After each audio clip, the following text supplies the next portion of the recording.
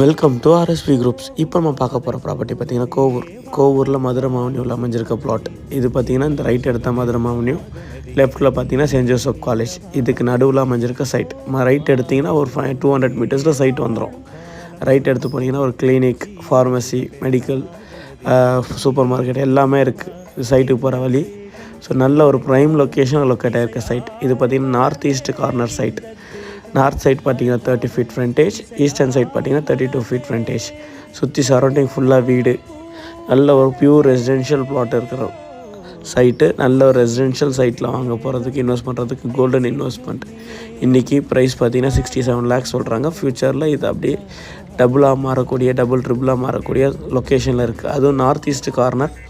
நல்ல ஒரு லொக்காலிட்டியில் கிடைக்கிறது கஷ்டம். சைட்டை பற்றி டீட்டெயில்ஸ் வேணுன்றவங்க கீழே இருக்க நம்பருக்கு கால் பண்ணுங்கள். சைட் விசிட் பண்ணணும்னு நினைக்கிறேன். ஸ்க்ரீனில் பார்க்குற நம்பருக்கு கால் பண்ணுங்கள். தேங்க்ஸ் ஃபார் வாட்சிங்.